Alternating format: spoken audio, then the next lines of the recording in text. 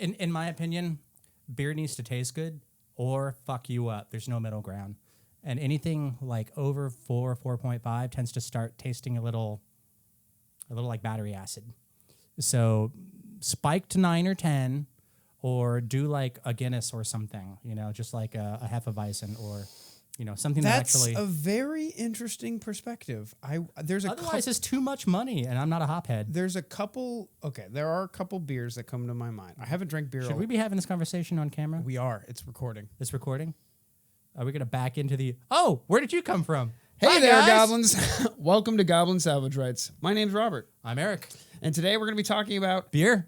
Hexploration. Oh. Exploring hexes in your game. Some of those hexes have beer, right? It's true. Absolutely. Okay. Oh, I mean, eventually you'll build your kingdom, and then the first thing every player does is build an inn. Yeah, a tavern. Yeah. We need to start importing alcohol. Is that a 1-point building in Kingmaker? Immediately.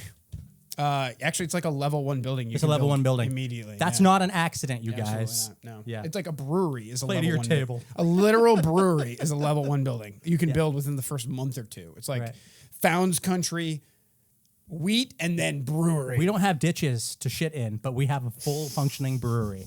It's awesome. Yeah. So today we're going to be covering Hexploration, how to do it, how I've done it, how we've done it in our games. And I'm going to fight back on that a little bit. I'm less interested in the how, although we should talk about it. I kind of want to know what's the point. So that's going to be my contribution. Okay, great. I want to know where the joy is in Hexploration on both sides of the GM screen. So there's joy. I want some pushback from your end on that. I know, right? But anyway, before we get into that, as always, we got to talk about what we played. Keep it weird. Are we done already? Yeah, we got to talk about what we played. Mm-hmm. I ran Kingmaker very recently. We haven't done the podcast in like a month because it's been hot here in Oregon. And when he says it's hot, we're not just being whiny babies. No, I'm from Florida. It's a second floor, direct sunlight on that window right there, kind of hot. I am from Florida. I know what hot is. Yeah. This is hot. Yeah. 14 years in the high desert in California. Exactly. Hot. So this is different. Yikers Island. That's all I have to say about the heat. That was New York.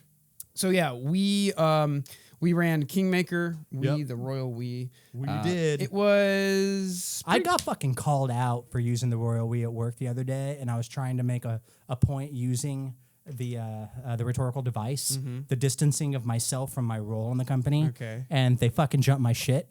Like, it was... They pointed fingers? Like, after the fact, a few days later. And I'm like, did you guys... Never mind. Okay, I'm still new to this job. I don't want to make enemies out the gate. Just fuck you quietly. You fucking Luddites. Yeah. I'm not being a douchebag here. So we ran Kingmaker. Yes, we ran Kingmaker, all 11 of us upstairs.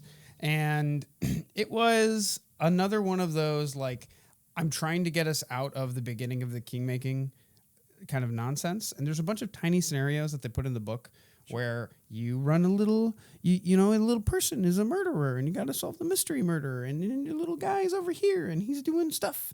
And then there's these kobolds. They're super cute and they're murdering people. And you make friends. I want to know which of those 11 goblins in your head you just referenced uses that voice. You know how it is. But it was one rabbit hole after another rabbit hole because there's, when you do Hexploration and you do kingdom building, there are all these open threads. Yep. There's 6 decisions when you move. The thing is that a lot of these threads just stay open. Players just decide not to solve every single side quest when they meet it, which makes perfect sense. Yeah. So the players went from the main side quest, which is really the main quest, I guess, if you think about it. We don't know. To running on another side quest. Like they were like, oh, well, this person we met over here in this other hex might actually be able to help us. So they go over there. We were trying to get clues from different places, and it ended up like jumping quests. Yeah. And we don't fucking know on the and player then they're side. like, and she's like, yeah, by the way, there's some dead people you should probably go check out. And they went to go check out that. And then they met the murderous hermit. And the murderous hermit was like trying to pull the wool over their eyes. The whole time we're looking for presumably a kidnapped baby. And like now there's dead people and a murderous gnome. And then they do that. And then they're like, oh, in that trail, we're going to follow the trail where the logs went. And oh, the water's magical. And I'm like, shit, the water's magical. And then they look over to the left and they're like, oh, where did all of these lumberjacks go. Right. This is what lumberjacks do. We could totally. That's American Sign Language for lumberjack. ASL for lumberjacks. And it's okay. So they go to find lumberjacks, and then I'm like, shit, I read this hex, and I had it prepped maybe Dance, monkey, dance. years ago. Let me just, and I just basically, I was very Yeah. open with the party. Hey guys, I read this chapter. I don't have it technically prepped, but I know what's supposed to happen. Give me like 3 minutes. And we did, because we talk a lot of shit when we're left to our own devices. Absolutely. So I was just like, blip, blip, blip, blip, blip. Okay, yeah. And then a mer creature was mad at some lumberjacks for chopping down her special trees. Who we thought were dead. Who we thought were dead, but they weren't. And they No did, babies. They No did babies that. whatsoever. No babies had been found yet, and everything ended amicably for the two parties that we know of. That was such a crazy experience for me on this side of the table, because I'm trying to, number one, keep the plot threads that I thought were, what you drinking, Rob? Oh yeah, Eric's trying to get me fucking hammered tonight. Yep. He asked me, "Hey Robert, do you want me to grab a beer when I'm coming over?" I'm like, "Yeah, sure, why not?" I don't drink that much anymore, so I've become an incredible lightweight. So he decides to get me a Voodoo Ranger Tropical Force, 9.5. 9.5%. That's insane. Yeah. That's like 4 drinks in one can because it's a tall boy. How many You're ounces? just lucky I didn't bring Four Loko for the crowd. One day, maybe for our maybe for like our 100th episode, or our 10,000 subscribers, we'll get 4 locos, and we'll go crazy. We should drink it and do the show for an hour and get progressively dumber and dumber and dumber, and then play the whole thing back in reverse, and that's what we release. Or better yet, we drink 4 locos and we do a flashcard quiz along the way, asking each other's like rules or lore questions. Okay, so cooking. down below in the didgeridoo, Tell me we about- need you to tell us what you want us to do when he is fucked up This and is I'm just going drinking water. So far off the rails. So the missing baby. You were saying that this was weird because Yeah, you guys. as a player, I don't take as good notes as I did in the beginning of this. We're 5 levels in, and I was really good about note taking for levels 1 and 2. And I'm in, and then level 3 came around, and I just sort of like my notes got a little bit worse. I took no notes for 4 and 5, and I spent that section going, wait a minute, what do lumberjacks and aquatic fae have to do with missing babies? Oh, there's a fae baby swap. Okay, I got it. So clearly these are 2 connected storylines, but there's angry lumberjacks who are cutting down sacred trees. No, it feels like it's kind of, but it's not. Kingmaker DMs in the audience are all rolling their eyes right now. Yeah. So hard, and I love it so much. Yeah, so it's not that it wasn't fun, it was just confusing for me, and Right. I felt dumb. And as a GM, when I feel dumb, I have the tools to get back on track. As a player, when I'm feeling dumb, I just kind of look at my other cohorts around the table and go, I got nothing. What do you got? Am I missing something? What's hilarious is my partner, Amy, she's like taking really good notes. Yeah. The whole time. It's amazing. I'm watching it across the table, and it's like a journal. Yeah, no, she bought like a special book and like a favorite pen for it, which is fucking great because I've been trying to get her into like D&D and TTRPGs since we got together like 11 years ago. Yep. And only now is it this seed finally blossoming. Yep. And I'm so glad I'm here to see it. It's funny because she doesn't talk very much. She's actually kind of shy. And no one asks her about her notes at the table. No player is ever like, Hey, Amy, what did you write? I figured she'd offer it up when she was ready. Oh, you gotta pull that clamshell open. You gotta be like, Amy, what happened last episode? Right. Paragraph 37. Read that back to us. Exactly. Absolutely. So yeah, the party bunny trailed into a bunch of hexes, and they still haven't figured out the original question that at the beginning of the session, which is awesome because they closed a lot of random hex threads, a topic we'll get into actually in today's topic, just out of nowhere, and never actually finished the main hex thread they were on, or the main story thread that they were on. Yeah, it's like any JRPG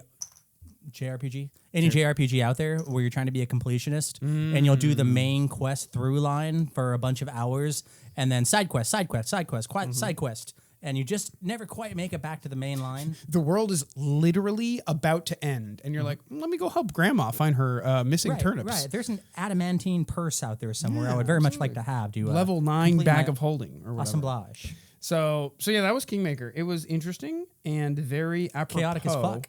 of the greater Hexploration system that we're about to talk about. Were you happy with the result of that experience, or were you kind of asking yourself questions behind your eyelids? We had a combat, so I was happy with the session. That was fun.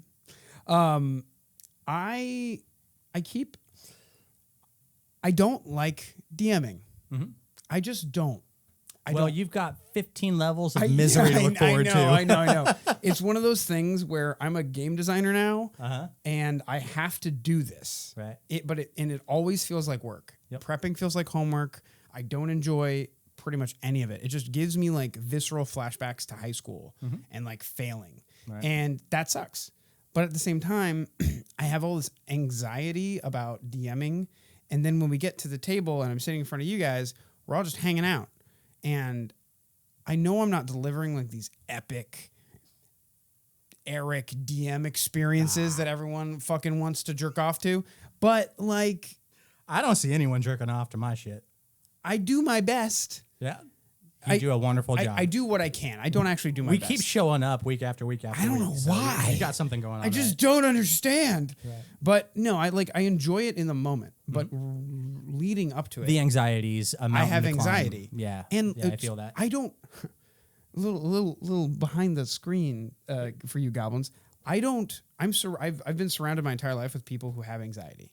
I just don't have anxiety about most things. I don't know why. There's probably something broken upstairs. Are you catching it through osmosis? But so when I do actually experience it as sort of anxiety, I'm not equipped to cope with it.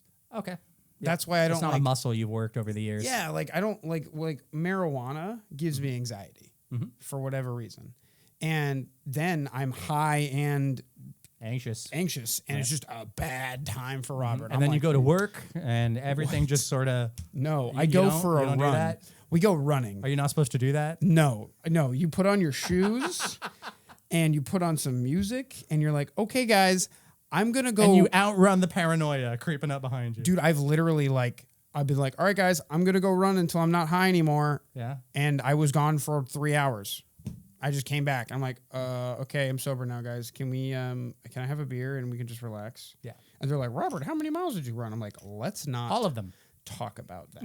Let's talk about that beer and the chilling of the time. Yeah. So anyway, that was Kingmaker.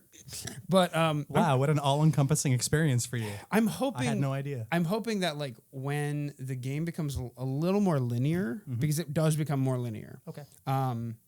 And we're like getting very close to entering into a dungeon crawl, which is like one of my favorite things in the world. Sure.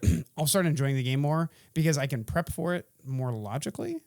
And also, it's a dungeon crawl. Sure. Who doesn't love a dungeon crawl? Well, paint by numbers. Yeah. It's fucking awesome. Yeah. We got trolls. Yeah. Who doesn't love trolls? Oh, for some reason, I just assumed the trolls were all going to be like above ground, but the dungeon crawls where the trolls are. Well, I say dungeon crawl. I think I'm hearing things I'm not supposed to know about. Every dungeon is everything you enter. Anything with a big map is a dungeon crawl. Sure. Strahd's Castle. Yeah. Dungeon crawl. I think you're deflecting. I think we're going underground. You say what you want, man. I don't. I will. Do whatever you want. Yeah, I'm. So yeah, that was a crazy mixed bag for you. I'm taking Kingmaker into the Underdark. No, I'm kidding. I would never do that. I hate the Underdark. That sounds like an amazing idea, which is actually going to segue later, but not right now, into a thing I want to talk about. Okay. So Edgewatch, you weren't there for the last Edgewatch game, which was like a month ago. So I have a job outside of this podcast that our patrons are desperately trying to dig me out of and get me to work for them full time, which I greatly appreciate. So if you're interested in supporting our Patreon, it's down in the doobly-doo. We make custom third-party content every month, publish it on a Patreon. We talk about how we make it. And I would like to shill so hard one day that I don't have to work a normal job. Yep. But yeah. It's the dream. That's the dream. In the meantime, I'm just going to go back to my 40 hours because I'm a coward. So, So tell me about Edgewatch. Jesus Christ. This beer. They say do what you love, but I can't imagine like having to create compulsively. Like my shelter depends on the ideas I have. Like my inner perfectionism would just shrink me into a tiny figure of myself. I'd be a homunculus by the end of the first week. As things stand now, I'm sure I could learn my way into it, but that whole like do what you love. If I had my entire living based on this hobby, I can't help but wonder how much I would appreciate it on the other side. It's actually fucking awesome. Yeah. As someone who lead the way.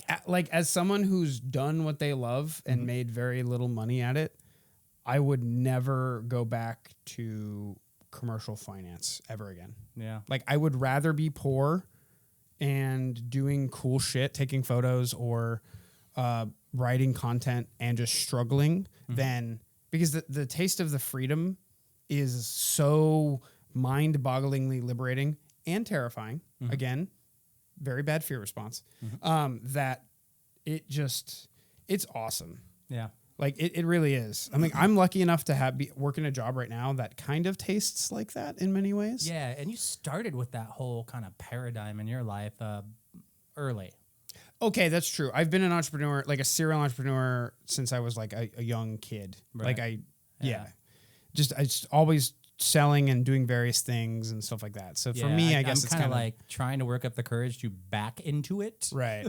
Well, I mean, kind of like getting into the swimming pool one toe at a time. Well, honestly, like it's great for you because like the natural progression of our channel will eventually be, I'm hoping so. Slowly but surely growing into this thing. You know what I mean? A lot riding on this one. So tell me about Edgewatch so our fans can Edgewatch was skip an awesomely to the part of the video they for care me. about. It was all right. Edgewatch in a nutshell. So there was this place we needed to infiltrate, and it was a gang lair, basically an abandoned schoolhouse in a really shitty neighborhood. Yeah. And the cops give it a wide berth, and you have to bribe them to walk their beat in that neighborhood. It's one of those kinds of places. And we didn't bribe anybody. The players didn't bribe anybody. The royal we. So, look at you. So anyhow, long story short, I made the GM rookie mistake of saying, you guys have a few days to plan for this. Do it. I want to hear what you come up with. I can't believe I missed this already. One of our players went out and got a bunch of those warlock tiles. You can assemble dungeons in bar rooms using multicolored. I dropped it on the Discord, so it's there. Okay.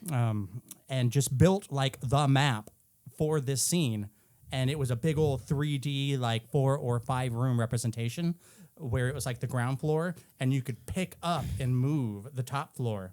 And there was a side yard where we had the watery cool. It was fucking rad. How did I miss this?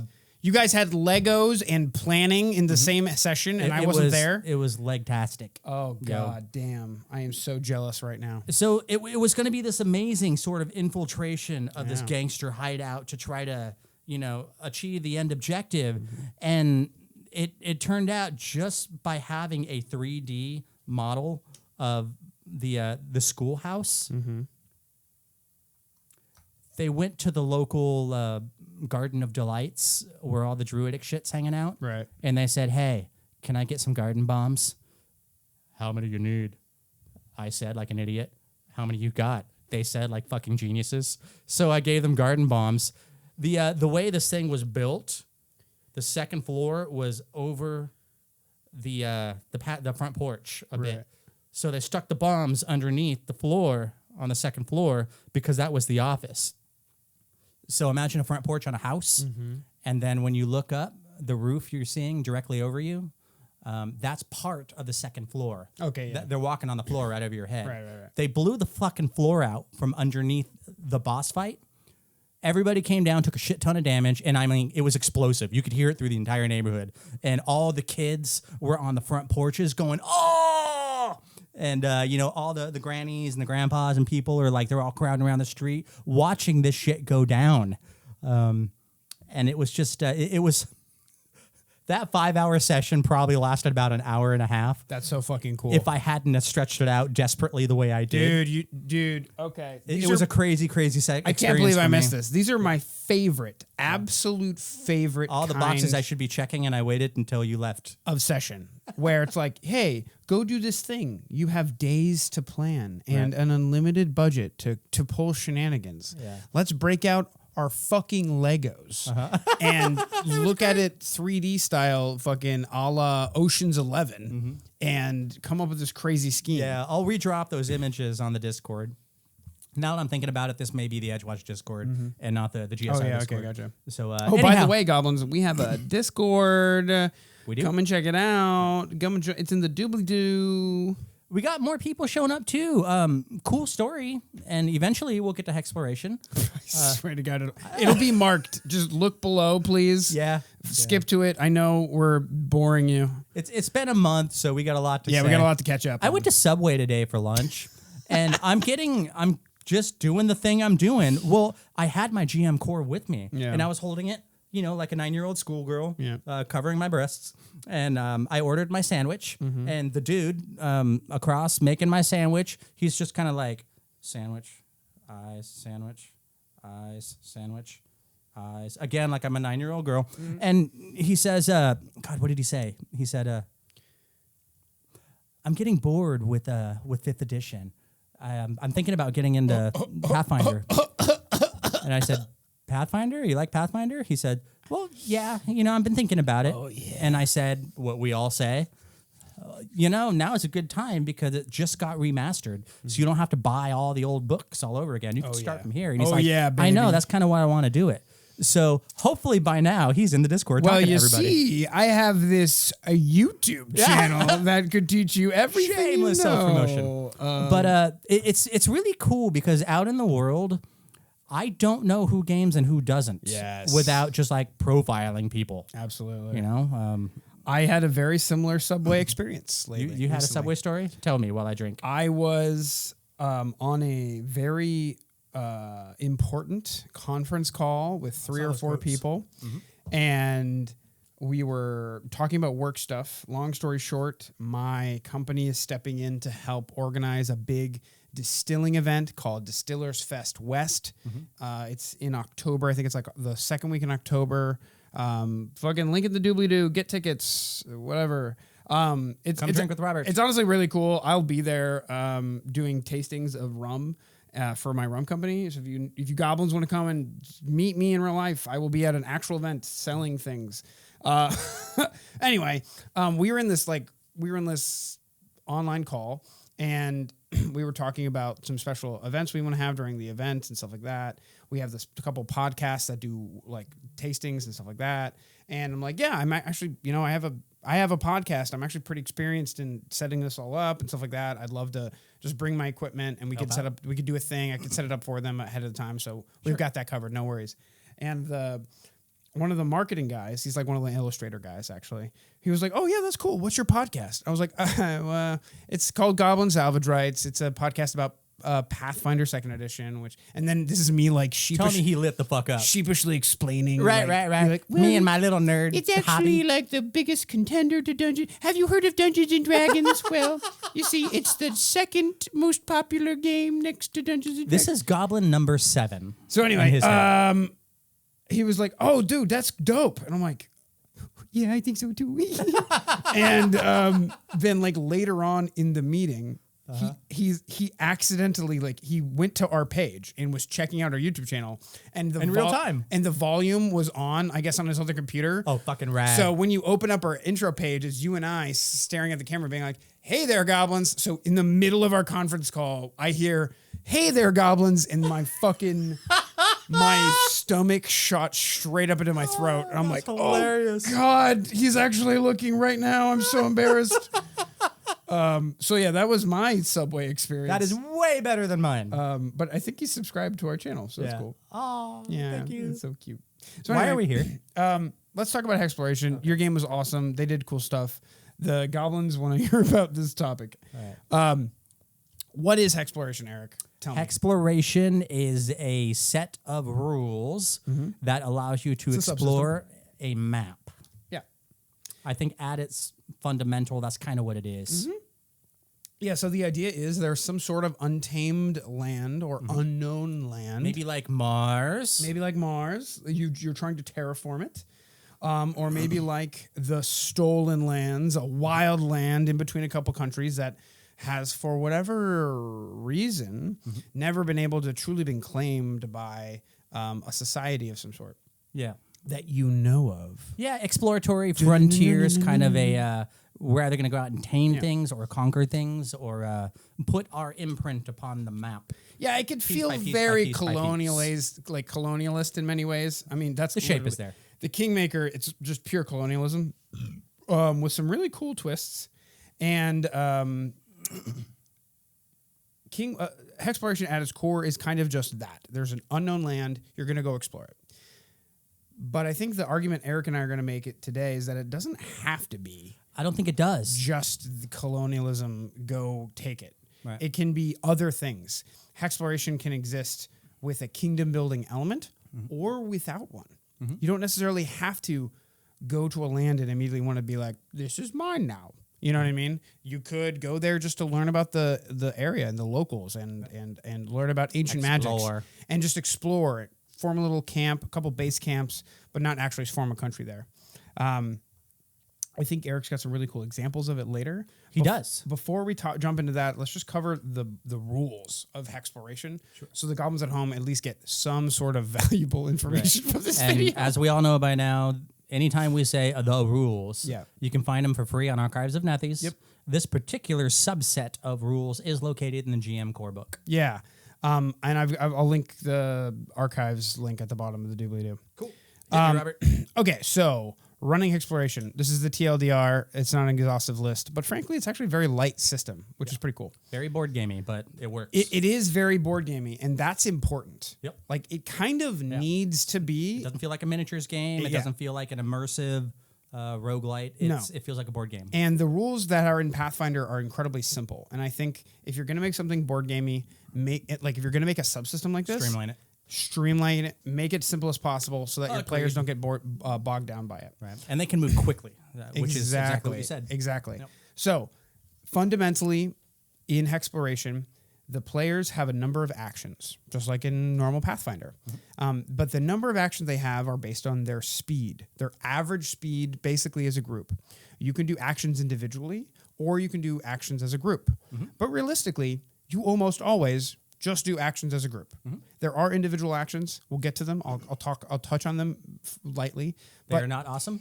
They're just kind of not interesting. And no one does them. They're really not. Yeah, no one does them. So you can explore as an individual or as a group. As I said, each day you get a number of activities per day equal to your slowest speed in the party. This rate assumes the PCs are taking time to camp and rest at healthy intervals. Okay? Ceteris paribus, as we say in economics, all things remaining the same.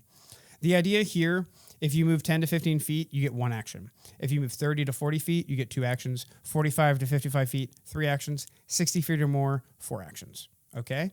If you're riding horses as a party, you're probably going to end up with 2 actions every day. Yeah. If you're a centaur riding a centaur riding a centaur. Yes. How the Wild did wonderful things to stacked Hexploration. centaur, you'll get at least 40 feet, if not more. You might get 3 actions if you're a party of stacked centaurs. But fundamentally, most parties walk around with about 2 actions. And then the group can decide to take a forced march. As long as no one in the group is fatigued, gaining another activity per day. So if the whole group moves 15 to 25 feet, they don't have horses because they hate horses. Who would hate horses? Anyway, they can go from 1 action to 2 actions a day. Pretty awesome. A character can participate in a forced march safely for a number of days equal to the character's constitution modifier. So it's boiling down to the weakest link in the party. If your wizard only has a +1 in constitution, you can only force march. You know who you are. You know who you are, goblins. Don't be that wizard. Constitution 14. 16 con at least for every wizard. That's too much. I think so. Erik, 16 con. Come on, man. Be hardy.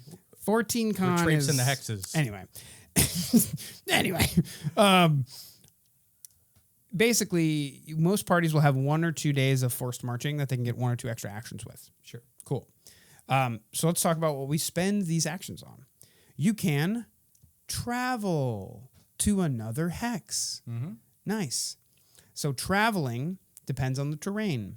If it's open, rolling hills, or forest. Not a forest. If it's open, rolling hills, it costs 1 action. If it's a forest, it costs 2 actions. Yes. And if it's a mountain or swamp or some other like incredibly difficult thing to traverse, it takes 3 actions. Yeah. Swamps hate horses too. Yes, Anybody absolutely. who's seen Neverending Story understands that. Absolutely. So the idea here is that you spend actions to move. Pretty straightforward. And depending on the terrain, you spend more or less actions. Sounds Why good? do I care? Exactly. It's okay, Eric. Okay. Just hold on. Bear with me. I'm trying. I know. I'm trying. I know. You love board games, which is insane to me because board games and your TTRPGs infuriate you. You're like, Board game should be fast. you want the segregation. Hexploration is You're not like, I'm either fast. playing a board game or I'm Right. playing TTRPGs. But before those, there's a pacing issue. At any rate, that's continue. fair. That's fair. Yeah. So if there's a road in your hex, reduce the Like you find in cities. like you find in cities. Remove, go down 1 step of speed. So you know if you're in a forest and it costs you 2 actions, a road through the forest now only costs you 1 action. Right. Pretty sweet. All this is a fancy way of saying you can fuck with your action economy depending on where you are and what kind of biomes you're running. Oh, around and in. also like 1 actions go down to a half action. Dope. Hey, are we having fun yet? Okay, so that's that. The other action you can do with your thing you can do to spend your actions is called reconnoitering or reconnoitre, as the French will say. Baguette. So reconnoitering allows you to spend a number of actions equal to the travel speed of the hex to explore it. It's literally you've traveled into the hex, go find the shit inside of the hex. Yeah. Or don't because you suck at rolling. Exactly. So the way this works is you automatically find major landmarks. Yay. Is there a fucking mountain in this hex? Oh, look, boss, it's a mountain. No, I rolled that bad. Is there like a large formation? Is there a tree that's huge that you can climb up to the top of other trees and be like, look at that big tree? You automatically find them when you use the reconnoiter action. If there's a hidden monastery somewhere high in the mountains or a secret society of lizard folk hiding amongst the swamp, then you have to use a survival check against a DC to succeed in finding it. If you don't find it, then you suck. Then all of that shit you just prepared for that session counts for nothing. Well, we'll get into that. We'll get into We'll get into that. So that's what you can do. Effectively, we have literally just explained the system. Pretty simple. That's it. Everybody go home. There's a couple other things you can do. The individual activities. You can fortify a camp. So the idea here is like 1 or 2 people, they spend time fixing up the camp to make I've it more got thoughts defensible. about that. We'll get to that. You get a +2 initiative to perception checks to keep while keeping watch. It's At dumb. first blush, who cares? But I've got thoughts about Okay. that. And then you have map the area. Once you've reconnoitered it, you can map the area, See, that's the fun part of Hexploration for me. giving you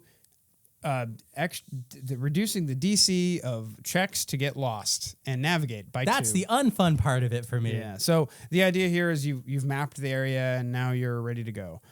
If your charter, if the thing you came here to do is map a new area, this is an important part of the story that you can kind of sew in to the gameplay. If it's not, and running the rules for getting lost sounds as dumb and boring as you think it does. It's like random encounters. It's another version of that. Oh, you want to talk about random encounters? Because that's I my do. next I totally do. section. Bring it.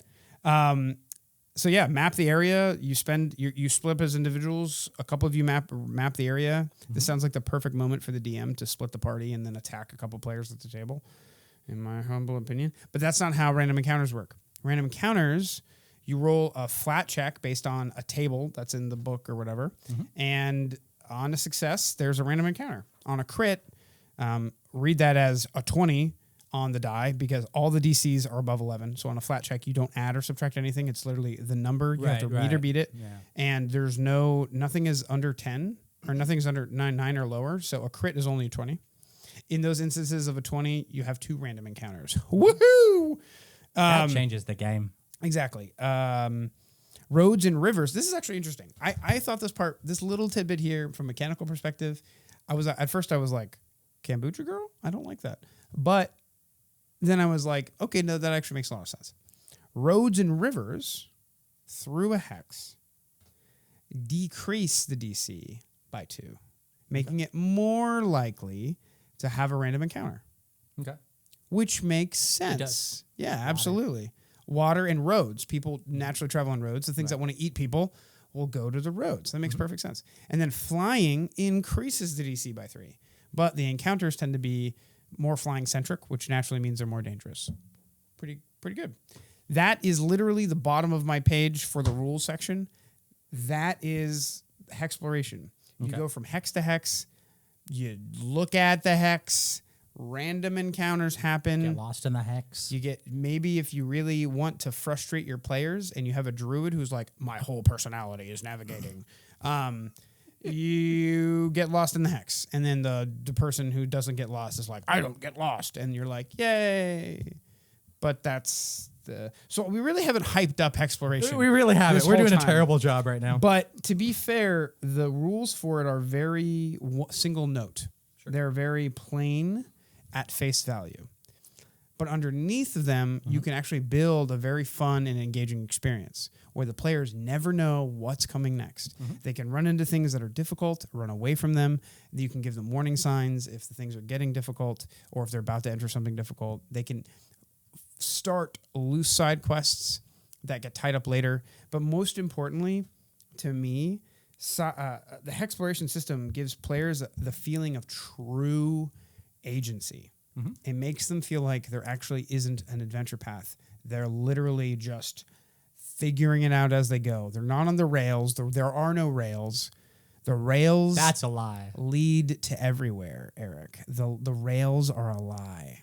So that's the power of Hexploration done well. Done poorly, you've got a frustrated DM who didn't prep for it because the players just skipped 5 hexes to the left and now they ran into a boss they shouldn't have fought. And players who are, like you said, bored by the board game experience. So yeah, I showed up to this conversation with a challenge in mind to myself from myself. Interesting. I didn't want to just shit on Hexploration, which is a really cool phrase to bury 42 minutes into this episode. Hell yeah.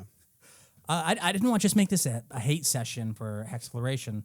I really want to have a conversation with you right now. Yeah. And with everybody else in the Discord over the next couple of weeks. And in the YouTube comments. Please leave comments, YouTubers. I beg you. It helps the algorithm. He's begging. Please. You want to see a grown man beg? You're watching it right now. Just be like, this was dumb. I hate it. And then literally up or downy it. It doesn't matter. I just want more people to see our content. Please go on. Okay. So where the fuck were we?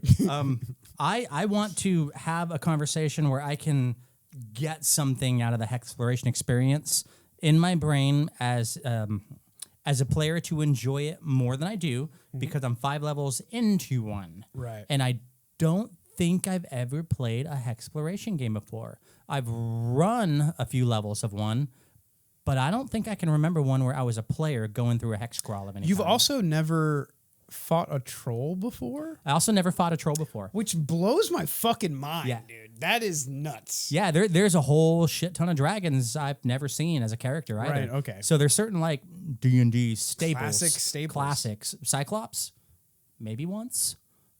So yeah, it's... I came up in the second edition era. Gotcha. And the classics were still there. But by that point, we had Ravenloft, we had Dragonlance, we had a bunch of others. I don't think there's a Cyclops in No, of course not. Certainly not on the front cover. Kingmaker, so I'll have to throw in your way. Anyhow, I want to further enrich my future 15 levels worth, if you decide you want to keep running it to the end, of a hex crawl experience and figure out a way to just artificially inflate my joy. Okay. Or naturally find it because it's there and I'm just too stupid to figure out how to do it. Okay. The other thing I want to do, and this is more important to me, as a GM, I want to run a hex crawl experience, not a 20 level deal, maybe even just like 1 or 2 levels, a series of 5 level adventures, but do a hex crawl experience in a way that leverages the mechanisms that are available in the subsystem that you can't have in a standard Pathfinder game. So our standard dungeon crawl, our standard, city infiltration kind of stuff, you don't use these rules in Hexploration. This is almost like God damn it, what's that mode of play? I never remember the name of. There's encounter mode and there's adventure mode. Encounter mode, exploration mode, that's the one. And then downtime. Yeah, this is almost like purely exploration and some great drawn out bit of downtime. Absolutely. And I want to know how to leverage that in a way that makes me want to run it from week to week, because I feel like I'm missing out on something. I just have too much sour in my mouth to figure it out. So that's the conversation I want to have with you right now. If I were to do Hexploration differently again, which you can for 15 more levels, what I think I would do, well, I can't. Specifically, the part I'm about to say, I can't do. Okay. The players have already seen the map. So one of the abilities of a VTT, a virtual tabletop, like Foundry or Roll20, is that you can obfuscate pre-made materials from your players. Fog of War. That in itself, I think, would make Hexploration so much more interesting. Because I could literally, with my own hands, draw you a very shitty map of what a known explorer has described the Stolen Lands as being. And that's your whole knowledge of the Stolen Lands. Every single hex you walk into is a new discovery. Oh, there's a forest here. Okay, I saw it out in the distance. And then you go a couple hexes in, and all of a sudden, the ground is starting to get softer, slowly but surely. And all of a sudden, you walk yourself into a swamp. And you're like, oh, shit. How deep does this swamp go? Oh, shit. This swamp is massive. Can't you print up a big copy of the map and then cut it into a bunch of hexy pieces and then sandwich bag them by region? Oh, God, that sounds terrible. I'm also a very lazy DM. Okay. So that answers that. So I'm not lazy, but to be fair to most of my DMs out there who don't have a lot of time to prep their games. And then there's that. Don't run a hex crawl in the first place. Honestly, though, this is a high input game. I do not regret asking to run Kingmaker because at the time I thought it was a great idea. Yeah, and you also didn't have all of this other stuff in your life. Yeah, at the time. My life has gotten significantly more complicated and time restraining since we started running Kingmaker. If I were to do it all again, and I've actually been tempted to do this very recently, is just pick a different AP and shoehorn it into Kingmaker, where the characters thought they were doing Kingmaker, and all of a sudden, bing, we're in Abomination Vaults now, or whatever. You know, it's what like I mean? Who Framed Roger Rabbit. You know, Yeah. Toontown, hi. Exactly, because Kingmaking, hex scrolling takes a lot of work from a DM. Yeah, to do super right, prep heavy. To do right, because not only do you have to prepare a bunch of hexes. That are like 2 or 3 hexes in every direction that your players are going, because you literally never know where they're going. You also have to keep really good notes, because oftentimes your players will encounter a hex and then they will not do the full extent of what's in the hex. Sure. And there's an open loop there now that they will want to come back to, or they will stumble back into, like you guys did in my last session. And you have to know and be prepared for whatever comes next. This is one of the moments where, not to be a shill or anything, but Notion or another note-taking second brain, as they like to call it on the internet, Obsidian. We've got a bunch of Obsidian stands nerds in our Discord. They've been trying to convert me for years now. But I have no dog in this fight. I've resisted their influence. Well, our whole planning for the podcast, all of our notes, everything like that is on Notion. Yep. I actually prep my entire Kingmaker game in Notion, and I'd say without using Notion or an app like Notion, running Kingmaker would be far, far more difficult. Because what you can do in an app like that is you can create folders of pages within folders of pages, which allows you to, the game has already created regions of the land you're exploring. So what I've done is I've taken every region, made it a folder, and then every hex within that region is a subfolder, its own page that has its own description of what's supposed to happen, what they've done already, the notes that have happened in that area. And whenever my players want to go fucking fuck with the mermaids and the lumberjacks out of nowhere, even though they're supposed to be finding a baby, I can go into my Notion and just be like, what the fuck is supposed to happen here? And I'm like, oh yeah, that's right. Okay, cool. And then I look at the book and I'm like, oh yeah, okay, right, rad. All right, we're here. We did it. Awesome. And then we're good to go. So what I did when prepping Kingmaker, the first 5 levels is like all Hexploration, and then it gets into a Hexploration dungeon crawl for another 5-10 levels. Is I went in and I basically prepped like I sat down for one day and I prepped every single region, every single hex in every region that I thought you guys were supposed to encounter in. And so far that work has paid off. Because when you guys walk into a hex, I'm like, bet. All right. It's hex A5. Done. Okay.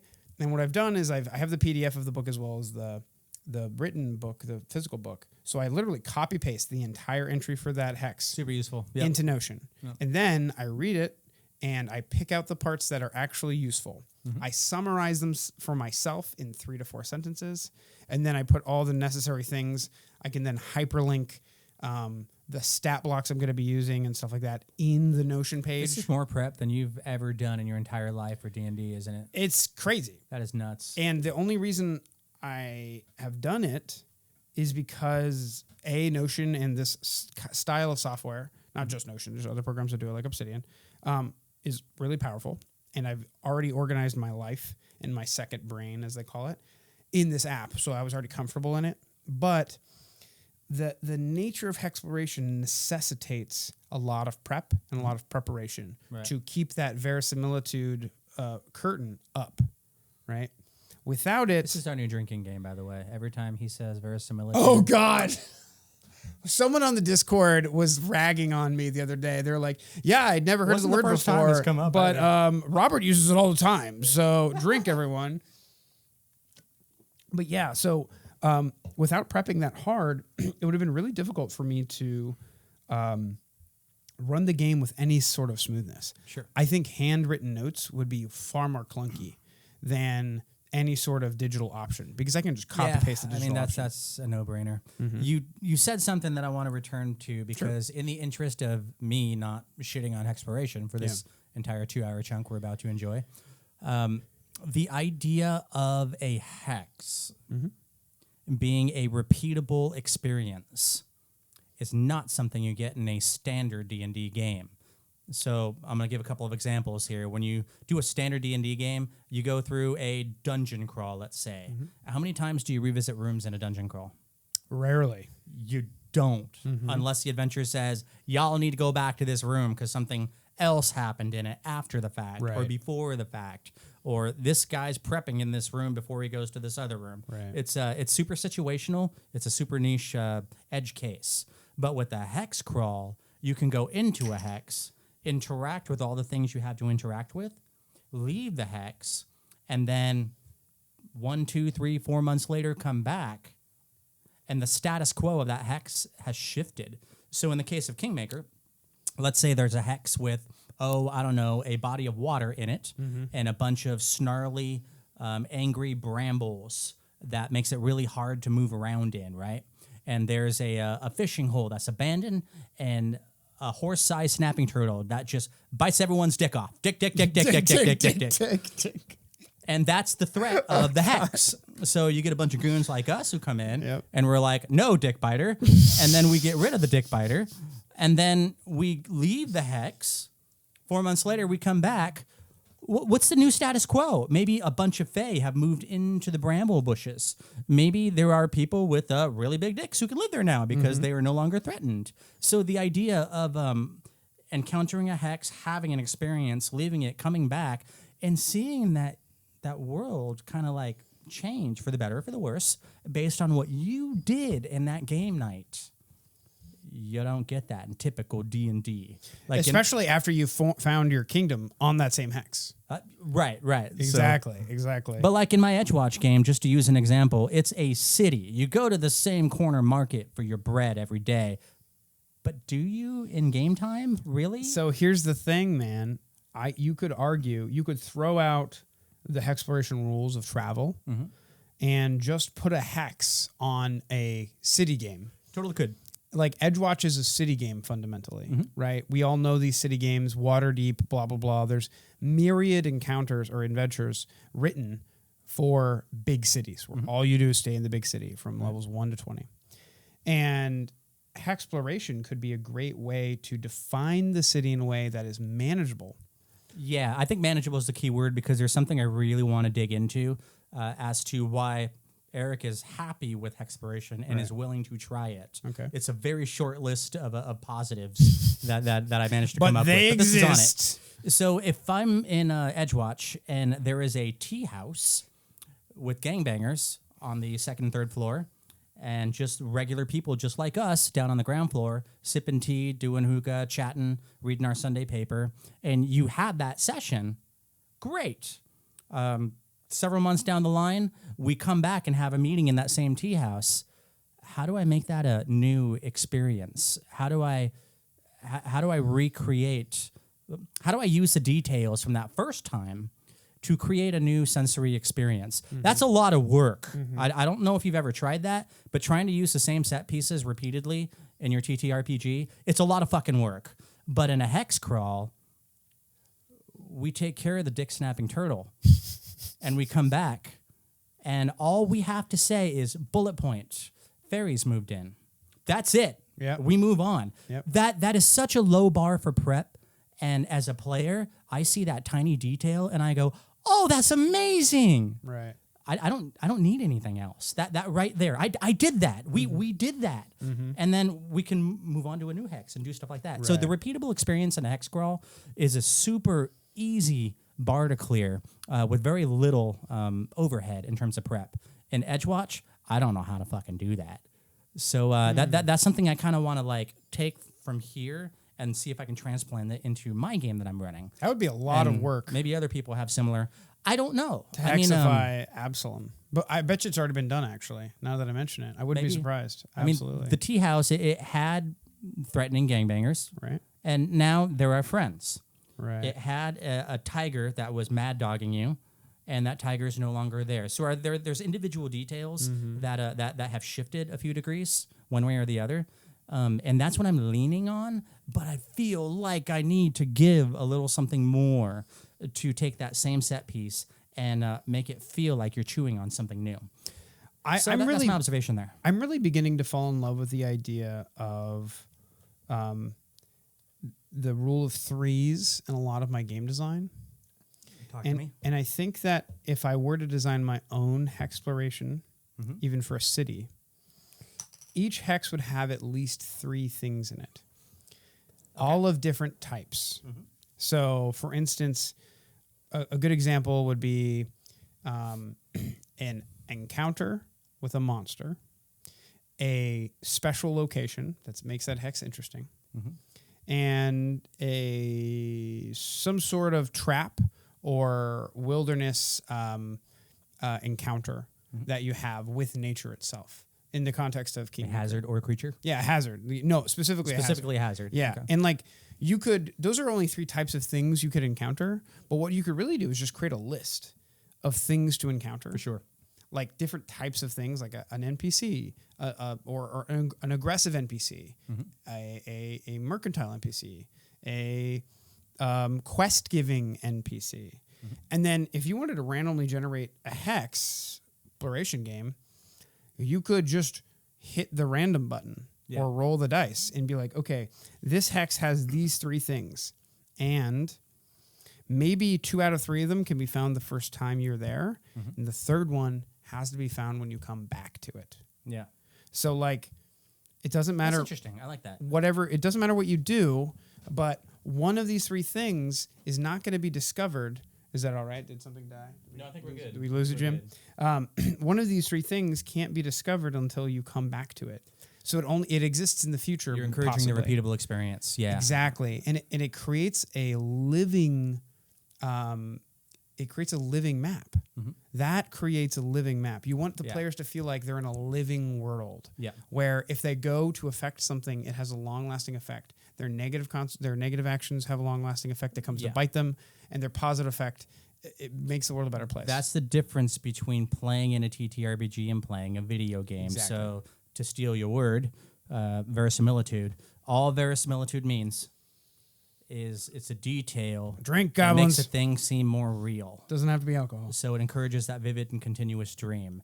If the location changes over time because things are happening, that encourages that vivid dreamlike quality. It seems real. Yeah. But if you're playing Legend of Zelda and the same monster comes out of the same bush the same time, Right. every time you get within 10 feet of it, that is not a verisimilitudinous detail.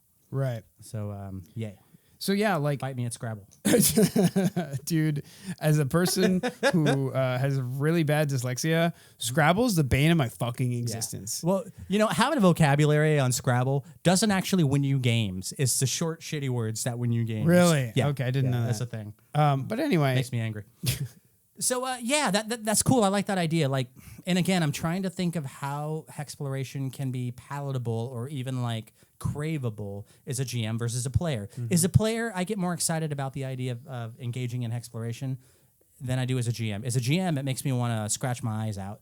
As a player, I'm like, wow, I like exploration. I like going out into a map and pretending I have agency because I can go 6 different directions from the hex, even though I'm actually chasing down plot threads that sometimes connect. It's a strange experience. let's pause on the plot threads that sometimes connect. Okay. Okay. That's a really interesting point that came up in our last game. So Hexploration is an exercise in many ways in yes-anding your way through a game. Totally. Yeah. Because In ways that feel way different from standard games. Absolutely. Because as a DM, what happened to me recently is when the players entered the hex, I originally told them that everyone, the campsite, the logging camp was completely abandoned. Right? And this is some behind the screen stuff for my players who watch the game or watch the show, including you. At that moment, I had it in my mind that was a hook to let you know that the murderous hermit was on the rampage. That was that hook in my mind. That's how I took it. Yep. Exactly. Okay, good. You found the murderous hermit, and while you were doing the social encounter with the murderous hermit, I remembered, because I was looking at the book, that there is also another encounter 1 hex away that I've already alluded to in this social encounter with a bunch of lumberjacks. So later, after you killed the murderous hermit and started looking around and being like, are there signs of murder in this open area that we found? Yeah, us. We are the signs of murder. I was like, this was a split-second decision. This was Robert acting on his feet. I was like, no, actually. The only signs of murder you just discovered were the ones you created. You're like, the player's like, wait a minute. I thought there was a fucking camp of people not there because we had a murder hobo on our hands, and you're telling me that he didn't murder a soul. I'm like, he did murder people. Not today. Not today. And then the player's like, okay, well, now there's this open thread in the same hex I'm in. I just created, instead of having 1 open thread per hex, which is what this book does, this book largely has 1 thing to find. Sure. Maybe 2. What I did... Which is fine, because that gives you a baseline to start with. Sure. In my opinion, it's fine, which stands for frenetic, insecure, neurotic, and emotional. It is barely okay. I got it from The Italian Job, one of my favorite movies. Okay.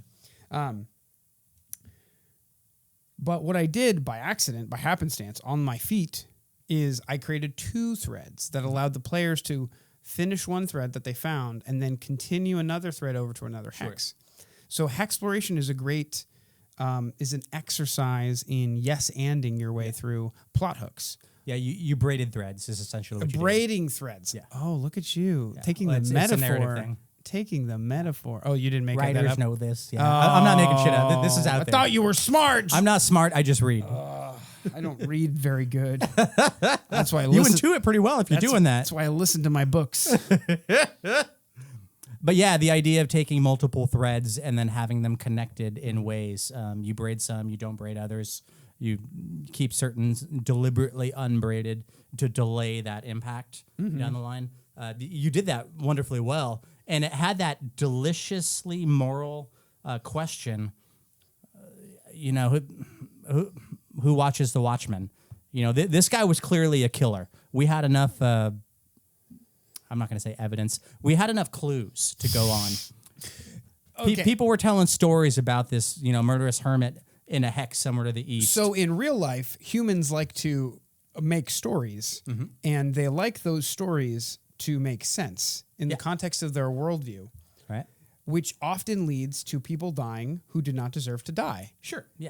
But in TTRPGs, the players almost always rightfully assume that if the DM goes, hey, there's this bad guy in the next hex, you should watch out for him. He's a bad guy. Well, designers aren't dummies. They know that the path of least resistance will sell more modules. Absolutely. And the same goes for popular music. Sorry, not sorry. Hey, shots fired, but I'm here for it. So, you might have murdered a man with no evidence, but he did attack you first. Yeah. That was He did attack wrong you first. of us. No, That being said, I am the sheriff, and that's what sheriffs do. He did cut Jacques' throat open and almost one-hit KO him. That was pretty sick. That was deliciously brutal. That was pretty... I didn't even plan that. That was a crit that just happened out That's of just what nowhere. you do. Like, the first thing you do in any given combat is crit someone. Crit. Someone's usually me. Yeah, that's true. That's Because I jump in front. true. That's why I'm picking Jacques. He's the social person. Let's get back to some, let's talk about me. I'm going to be selfish here. me. I'm looking for you to convince me that hex crawls are worthwhile. It's a worthwhile engagement of an exercise to extend out over months and months, maybe even years of gameplay. And as a player, I'm looking for ways to get that. And when you were talking about random encounters in hexes, I'm trying to find ways to somehow have random encounters help things feel less railroady or more empowering for players. And how can we do that? Okay, and hear I me had out. to. Okay. Did you have an idea? First. I do. Okay, so let It'll me... be quick, I promise. No, No? You'll I forget, will wait. You'll forget yours. Go ahead and wait. pitch us. Okay, I will forget mine. It's a thing I do. So, like, the idea of having there's regions to the map, right? So what about having Pathfinder pawns of the same size, mediums with mediums, smalls with smalls, large with large, the same levels that are running around this hex, or maybe even differing levels by about 4. 2 above, 2 below for the severe encounters, the super simple trivials, and then you can ratio them so you have enough of the appropriate level you're looking for. At any rate, just put them in a fucking bag, Okay. and then go mixy, and then say player number 2, draw our encounter. Oh. Okay, player number 2 draws the monster, and it's a Barghast. Okay. Let's say. What if this is my hero point? I can only use it to do a super cool thing in this combat with this Barghast. Right. I can't hold on to this for another one. Something about the idea of just taking tools on the GM side of the screen and physically handing them to the player side of the screen, which is what Yeah. hero points do when you use the cards.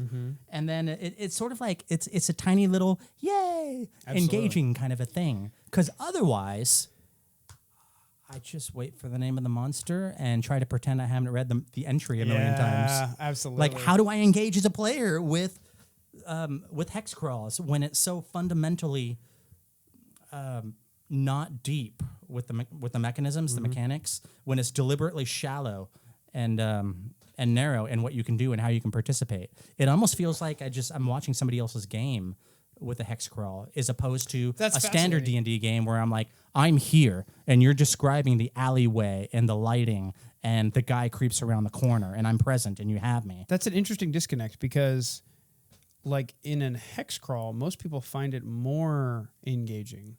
They find their ability to feel like they're an actual agent working in the world is greater because there's a random untamed land with things to discover and things to defeat and tame, just like in any other game. But they have more agency over where they go. They literally have 6 directions in to the go same in. way you do in Parcheesi, but my mind movie goes away. Your mind movie. I think it's the scale. It's like hex crawls are kind of like that 30,000 foot view, where it's like, okay, we did 2 actions and we find there's a Tengu monastery. Okay, we know because we saw somebody roll the die and we saw a number, and that's how we know. Got it. And I'm looking at the map, and while you're telling me what's going on in this hex, and like, you know, acrobatics versus, you know, the different skills we have to contribute to whatever it is we're doing, I'm busy looking at the next hex, trying to figure out where the plot threads are going, because Got it. I've already solved this hex. Yeah. It's like an instantly solvable thing, and it's kind of like it's the delayed gratification doesn't seem to be there in hex crawls for me as a player. It's gonna in take, a way that it does in the typical right. game. So it's going to take more work from the DM, but you can take this shallow system I think you can. without adding any more rules and deepen it. I think you can, yeah. And I've got some bullet points. So that I've got was some me saying something so I wouldn't forget. Where Right. were you going to go? Well, what I was going to, thank you for queuing up my grand slam.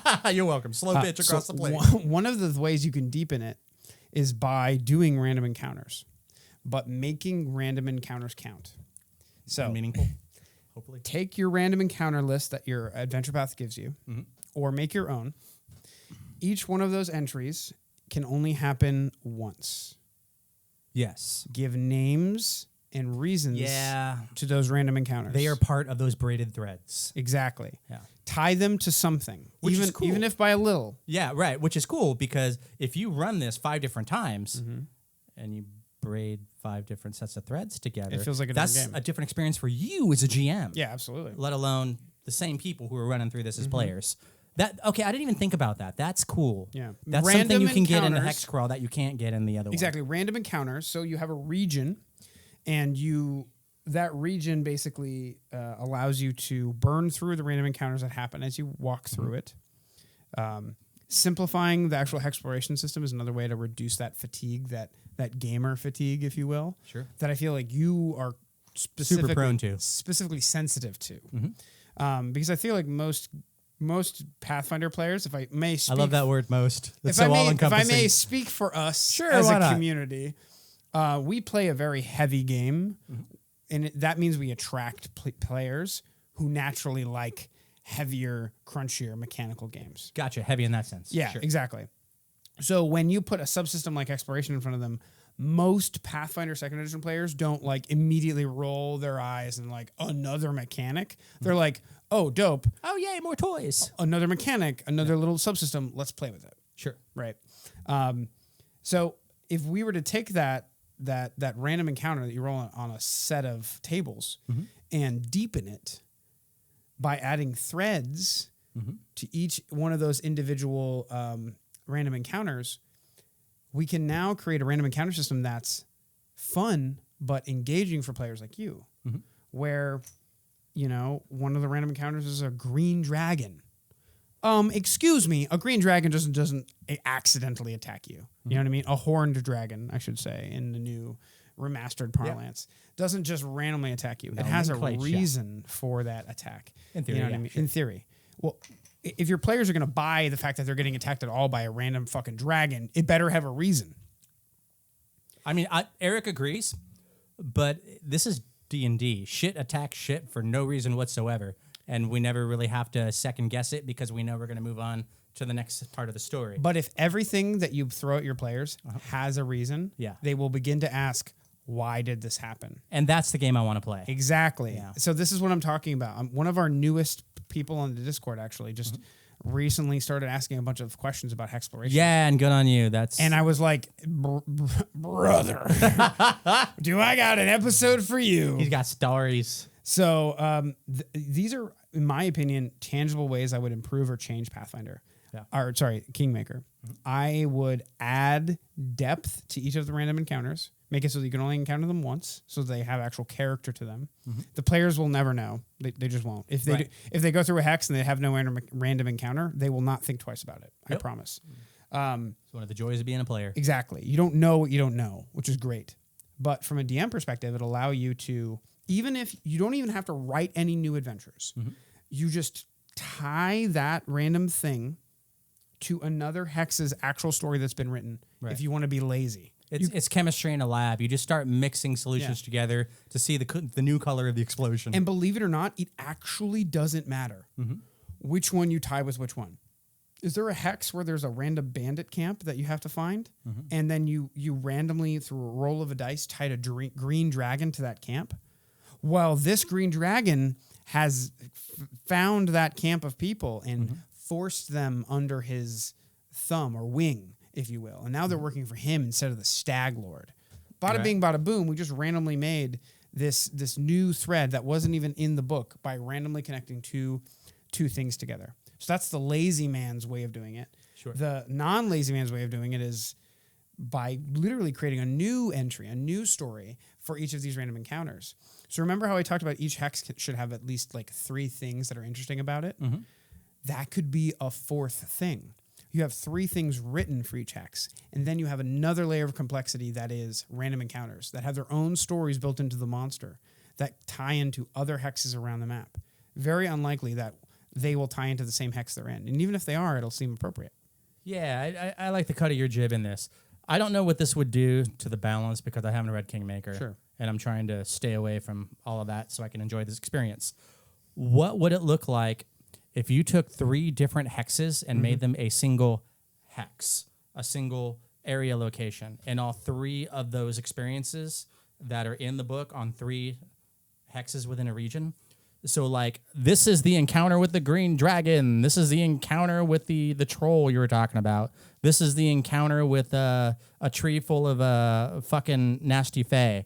And then they all have to share a story, a braided story together in that experience. And these are randomly generated because you got them in a bag and you go shake, shake, shake, shake. Oh, look, these are the 3 for this one.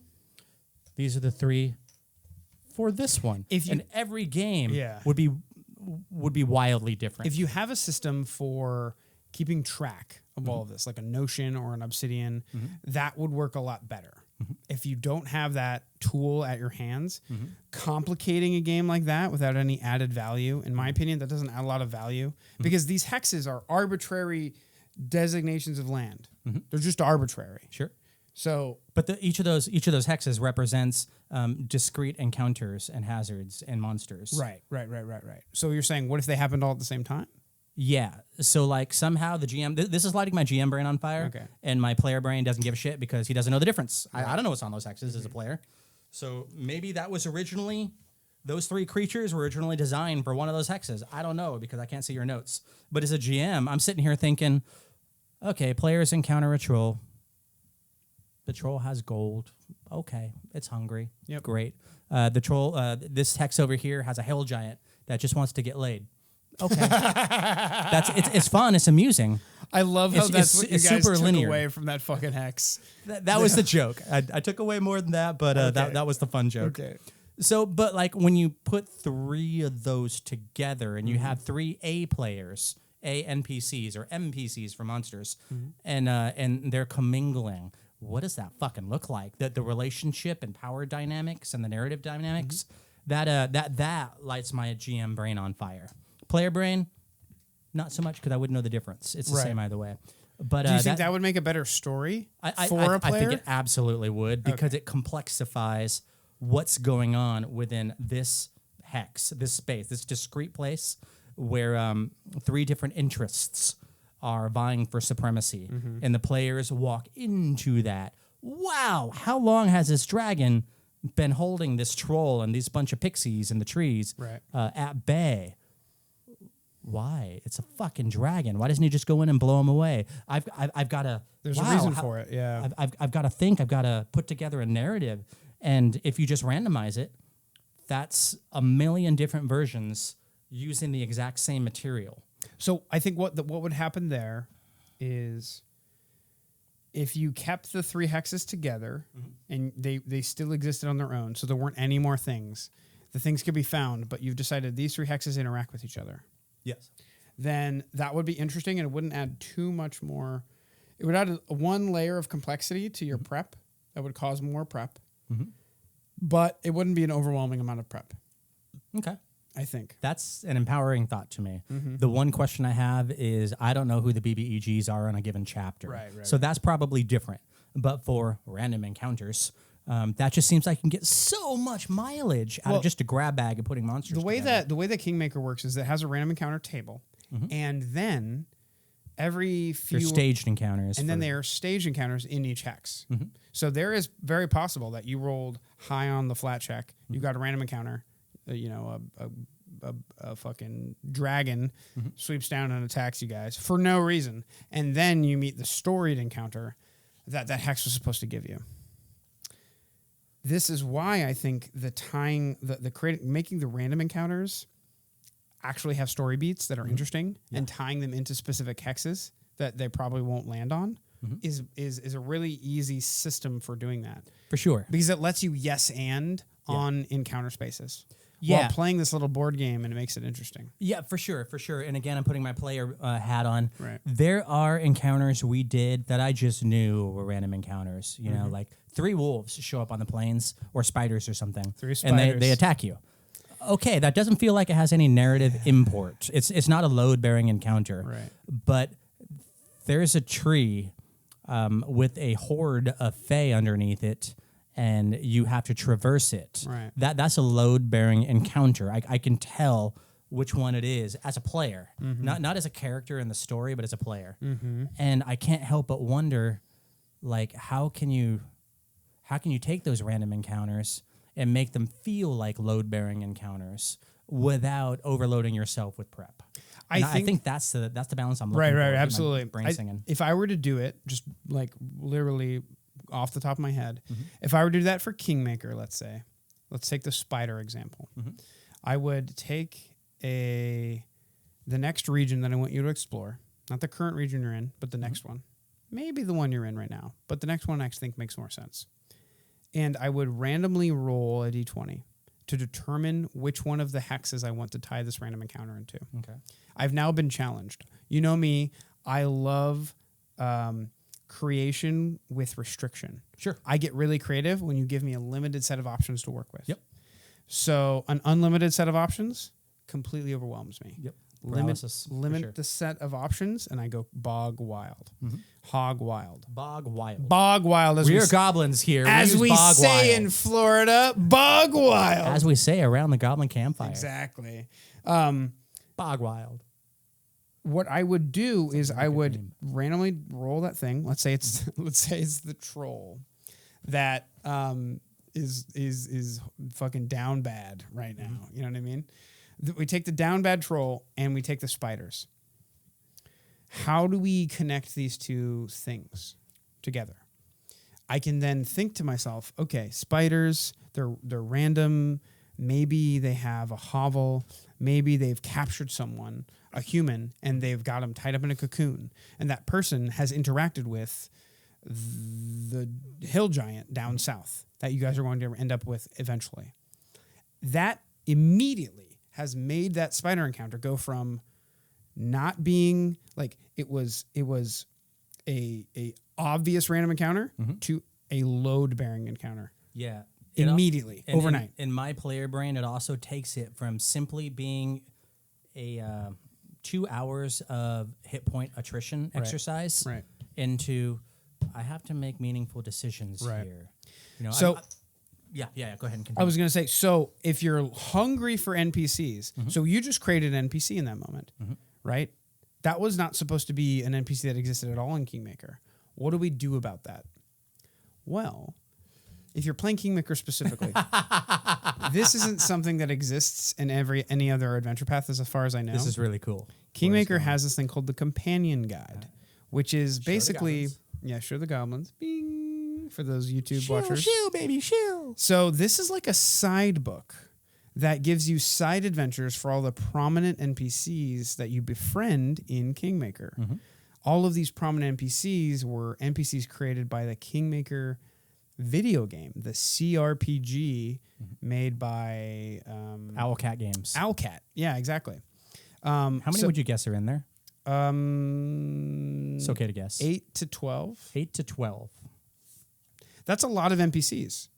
That's twice as many that's twice as many bad guy NPCs that you fight against.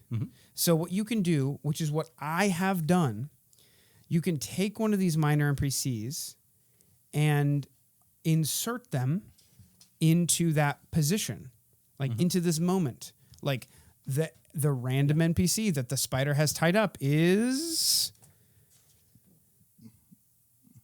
Ekun. God, his fucking Oh names. Pathfinder. Okay, You're killing me. Let's pick a different one. Bob. I can't even. Bob the Archer. Bob the Archer. Jubilost. Jubilos. So the random. I shouldn't be looking at that. Okay. Yeah. No. Yeah, it's true. Yeah. Jubilost is actually in your game. But, or a Nilak. You know what I mean? Like, these are random people that just got overwhelmed randomly and they got bad rolls in combat. And they might be badasses, but for whatever reason, they're stuck in a nest of spiders. Sure. Now you've handed the players an NPC and a hook to another part of the game. Right. Let's say that you don't have this cool book. Let's say you don't have Kingmaker Companion Guide. And you're working on your own homebrew game. I'm thinking of the wonderful poster that we had on our Discord earlier. Again, link in the doobly-doo. Come join the Discord. It's freaking awesome. Do it. But I'm trying to create this campaign from scratch, right? I'm working on my own Hexploration. But I need stuff. There's so many spots to fill in. Well, I know of this adventure path that's very reminiscent to the vibe of the game I'm in. Sure. Let's say it's Rise of the Rune Lords. Rise of the Rune Lords.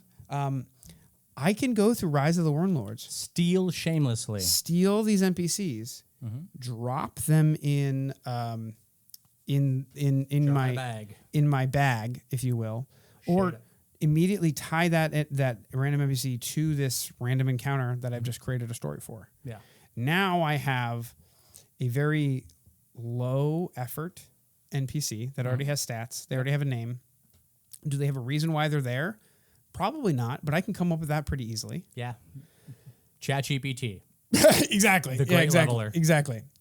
Combine that with my random encounter, and all of a sudden I have a very load-bearing random encounter. With minimal effort. With very minimal That's effort. what we need as functioning adults with Exactly. jobs that pay the bills. That's what I'm learning. Like, Yeah. and when we write our first adventure path, or when we begin writing adventure paths of our own, my absolute goal is to make DMing as easy as possible for the person who picks up the thing. Yeah, I agree. I want to make an adventure path that's so easy to run.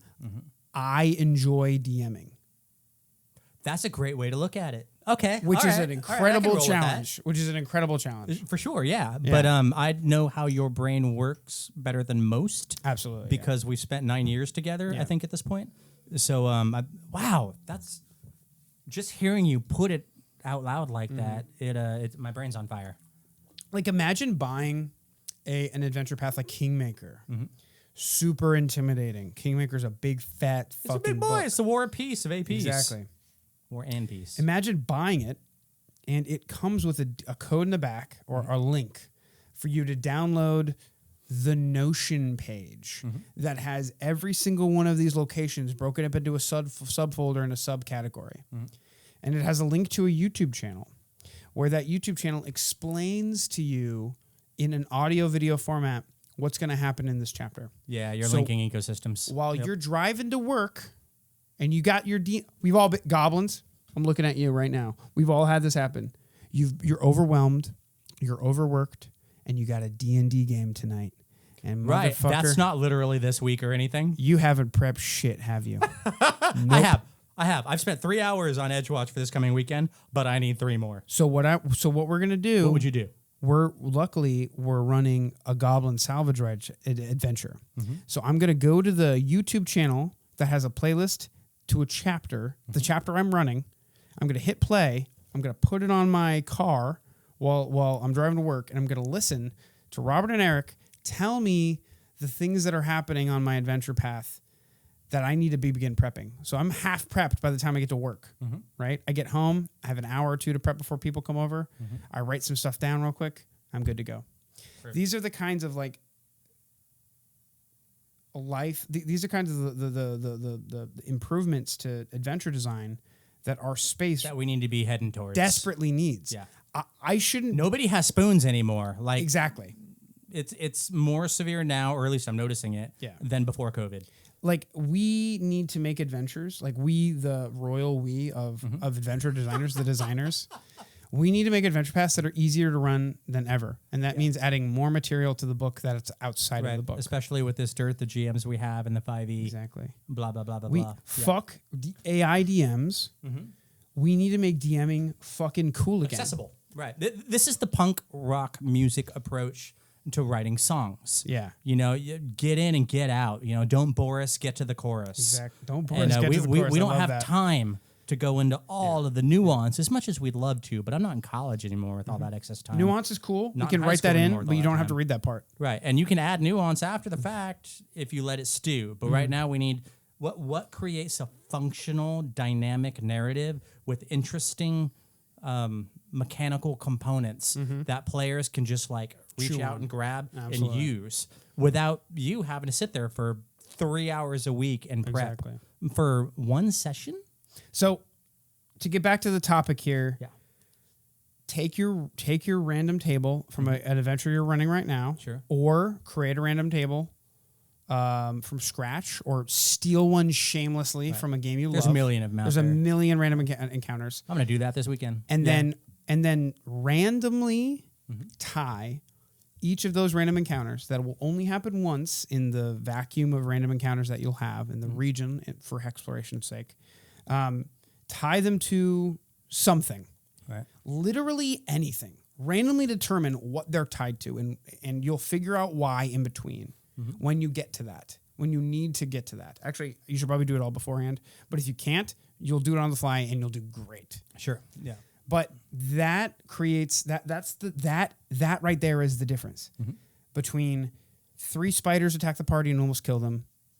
Okay, that happened. I'm afraid of spiders now. And holy shit, we found this guy and he has a story to tell about the rest of the world. That's the load-bearing element that you need to add into your game.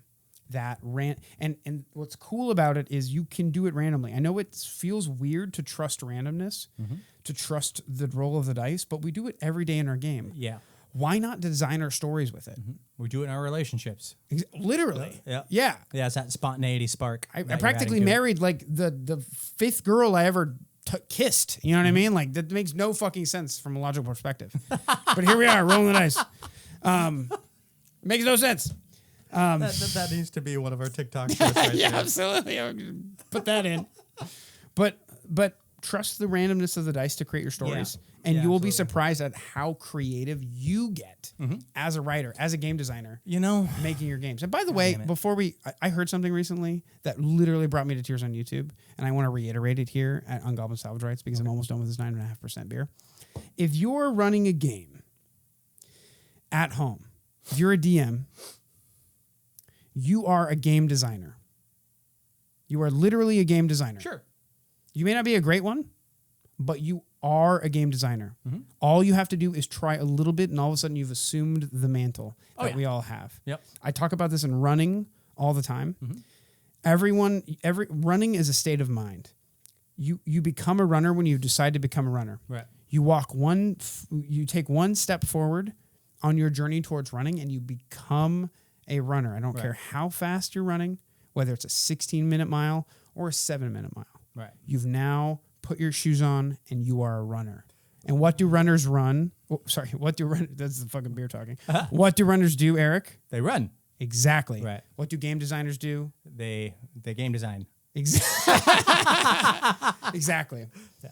So treat yourself with respect and design these games in a way that you enjoy as a designer. What you're talking about is the cult of competency that we have in this country specifically. I won't speak to anybody else. Yeah. But there's this there's this weird demon on most of our shoulders, and I don't think this is just me projecting, where we are so caught up in, well, I don't know if I can do it that well. You don't join an organization and immediately assume leadership position. No. You join the organization and you're there. You're with your peers. You are with people who are sharing the same mission as you, presumably. And then you sort of just soak it in and you just sort of like sit in the waters and marinate. And then you get juicy just by being there. You get and don't we juicy- all want to be juicy?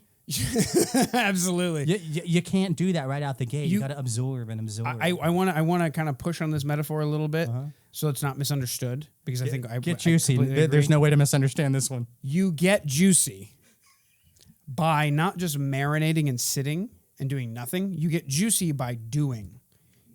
Participating. Right. You become a good DM by DMing, not by sitting around and watching YouTube videos about how Hexploration and works. You interact with the people who are also doing it, so you can share experiences and learn from them as they learn from you. Exactly. We're crowdsourcing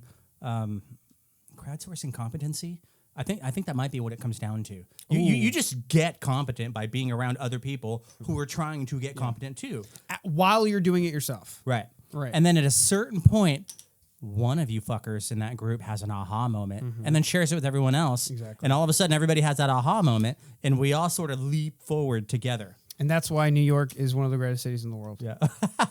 It's true. I don't know. Never been there. I have another problem with Hexploration. I need to get out. I need to air. Absolutely. Because it's important for me as far as like lighting my brain up as either a GM or as a player. This one covers both.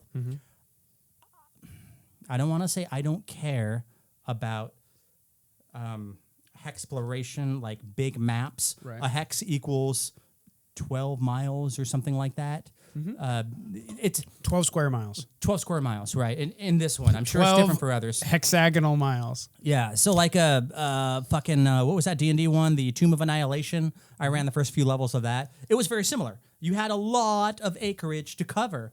Do you have that? I do. You do. It's right here. Oh, there it is. Pull it. All right. Protect your Robotech. My little robot. So Tomb of Annihilation I even have the map. is a wonderful, wonderful, wonderful, fucking wonderful book. So as much as I enjoy shitting on D&D as much as the next person, Look at that. it's really fucking good.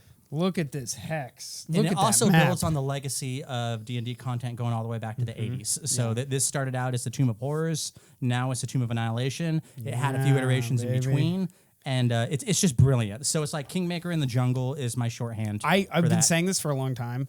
I would love, and this has already been done, I'm sure, on the internet. There's a Google Doc somewhere with Tomb of Annihilation converted to Pathfinder 2nd Edition. Oh, neat. I never even thought of that. Yeah. I would love to When run I ran this in for 2nd you, edition. my intent was to do Tomb of Annihilation, Planar, and Dinotopia. Those were my three circles to get that Venn diagram. Hold on.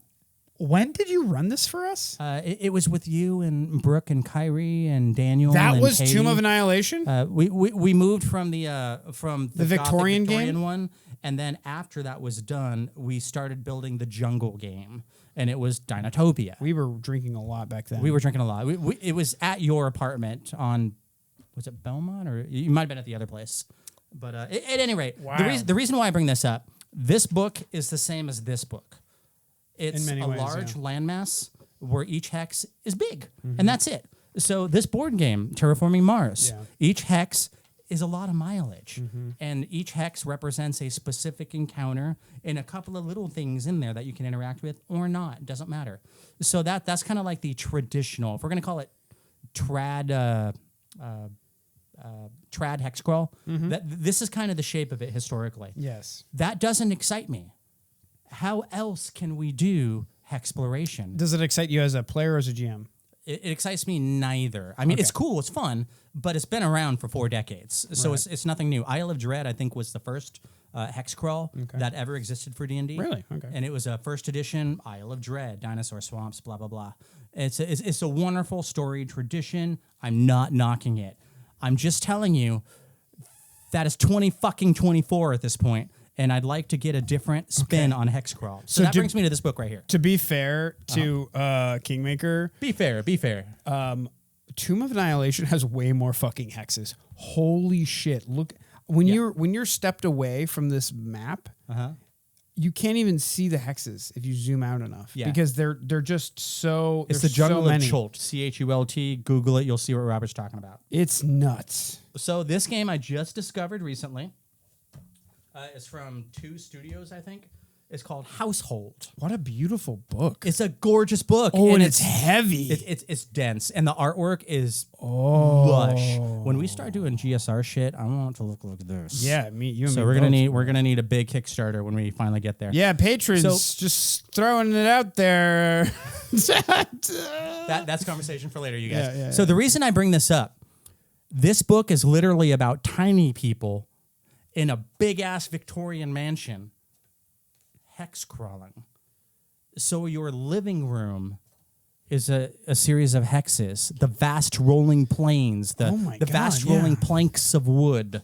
And over here on this particular hex, there's spiders that live in the hole in the wall. And over on this hex in the living room, and the living room might be composed of, I don't know, like 12 hexes, let's say. Each of those have distinct encounters and random encounters and things that can be found in the living room of a Victorian mansion. So if we think of the green belt in here, that might be the living room. If we think of the whatever the next region over is, that might be the kitchen. And then there's the cellar. Each of these large areas of multiple hexes are essentially fairy nations. Okay, I'm going to be honest with you. I've always thought that Alice in Wonderland was fucking lame. Okay, that is certainly an opinion. But this... Is this doing something for you? Is cool as shit. Yeah, I found this on the clearance section. No fucking way. This is like a $70 book. I picked it up for like $30 over at Rune and Board in Hillsboro. Oh my god! Shout out, you guys. You guys are awesome. I really do like you. Rune and Board, fucking shout out. Yeah, big sticker price is $60. You got it for $36. It's man, that place is always a treasure trove of random shit on clearance. This art is like what 5th edition was supposed to be. I know, right? The reason why I bring this up is, as a player, as a GM, I want to be excited about hex crawls. It should be exciting. So, can I see a hex crawl in a Victorian mansion? Yes. Can I see the inside of a Tarrasque be a hex crawl? Oh, gosh. Or different regions of the innards of this godlike creature, this regenerating creature. What does that do for your hexes? Mm-hmm. You bash, you fight, you carve pieces of it away, you leave the hex, you come back, and it's back to what it was originally. Mm-hmm. That affects my vivid and continuous dream, my mind movie, my individual verisimilitudinous details that make me go, I can't fucking wait to come back next week because we're going to the rib cage, motherfuckers. Mm-hmm. And that's another 5 hexes. Hexes don't have to be 12 square miles in every hex crawl. Absolutely. How can we make the map that you're exploring interesting? If we're doing like, we have Howl of the Wild now, right? Mm-hmm. If we have uplifted spiders, rats, uplifted ticks, beetles, uplifted things that live in your backyard, and your hex crawl is a fucking backyard with a rose garden. How I Shrunk Our Parents or whatever. Yeah, Honey, I Shrunk the Kids and all that shit. Yeah. How can we create maps that we can explore in new and exciting ways that aren't like the jungles of Chult, the Stolen Lands region of forest, where everything is so singularly, thematically the same that your 18-month D&D experience, TTRPG experience, doesn't vary a whole lot. Right. The only real difference is, are we in a dungeon? Are we in a city? Are we in a town? Are we in a copse of trees? It's the same shit we've been doing for 40 years. Hex crawl me something different. Am I in the inside of a god? Am I in a Victorian mansion? What else is there? Maybe we are gremlins in a fucking Mack truck, and that's our hex crawl. Right. And we're trying to make the map move down the road. How cool would that be? Absolutely. Yeah. So I think there's so much potential for the using the chassis of the hex crawl to make new and novel and interesting and memorable experiences. I just haven't seen it because we have Kingmaker 40 years later. Because we're following tradition. After we had Isle of the Dead, and there's really not much difference between Kingmaker and Isle of the Dead. And frankly, following tradition is safe. It is. And especially for a big company that has a lot of employees to pay.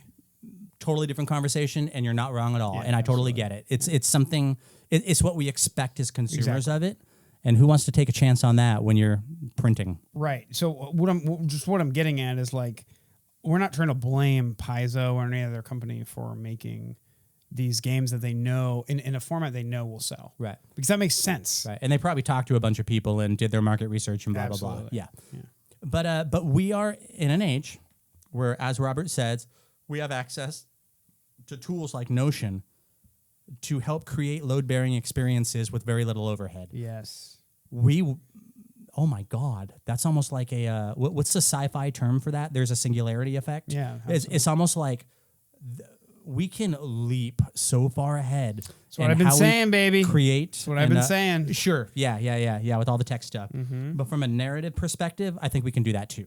Absolutely. And that's where I bring, my tools to the table. God, this fucking art is The so art is good. so good. Jesus. There is a main character in here who has like a big old regal cape, like a Right. lion's head cape. Right. And he's got this big old fucking great sword and has half a pair of scissors. That's so awesome. It's the cover too. I think he's Yeah, on the yeah, cover. yeah, yeah. But like millipedes and spiders and wasps and the kind of stuff. And rats are like this giant. This ferocious is a beast. tiny person's story, Yeah. so you know what you're gonna find. Yeah. But the idea of each room being like a nation, Right. a separate part of the hex crawl experience that is individually unto its own. And when I mind movie the shit out of this thing, and There it I is. look up, there he is right there. There it Oh is. my God. That's so epic. And I look up. In the sky, it's a ceiling. Like Right. in human terms, we would see like the northern lights. Right. No, that's Christmas lights. Yeah. Yeah. You know, it's so The delicious. Outside of this old manor. It's called Household. I think there's only 3 books so far for it. Is it a game or is it a? It's a setting? game with its own system. It's a bunch Got of D6s Got it. and so on and so forth. Multi D6 system. It's its own thing. Yeah, Love it. Love it. and it has its own like literal own dice. You can purchase specific dice. Yeah, I saw that at the with- beginning. Yeah. Yeah. It But you enhances can also your do it with experience. regular Right. pipped D6s. Yeah, totally. So yeah, I mean, this right here is Faye in a Victorian mansion in the the turn of the 20th century. So goblins, tell us in the comments what Hexploration map would be interesting. yeah, Where do you want to take Hexploration? That's the next step. That's new. You could take it into the Underdark. Yeah. You could take it to the a hex crawl in a stalactite dripping from the ground in the Underdark. Like the whole fucking hex crawl map is a 3D hex crawl. exactly. It's a giant stalactite. A bunch of D12s. Exactly. Yeah. Okay. I'm seeing it. And just like as a player, I crave this. As a GM, I'm not going to run this, but I could steal the shit out of what's in this book Yeah. to do this, Exactly. to do the inside of the Tarrasque. Exactly. And that's it. What's that movie? That kids movie where it's like you had like the vaccine who was like a character, and you had the white blood cell who's a character, and they like. Sounds animated. I don't Let know. me know in the comments. We all had this children. What's Robert thinking? It turned into a I'm not that generation. I don't know things. Yeah, he's too old. He's a fucking boomer. But that's I'm gonna fill my diaper now. we all know what we're talking about. We all thought of the same thing, fellow millennials, when he said inside of a Tarrasque. Get a job. Oh wait, you guys are running parliament now. No shit. Are we? Wait, we don't have a parliament Oh, you're right. yet. Yeah. Dun, dun, dun. I think that's a great place to stop, Eric. This has been too long as it is. Thanks so much for hanging out with us, goblins. That's Hexploration and our thoughts on it, how it can make your game better or worse. Thanks for hanging out with us. Column A, column B. Column A, column dose. Yeah. Keep it weird. And as always, check out the Patreon and the Discord.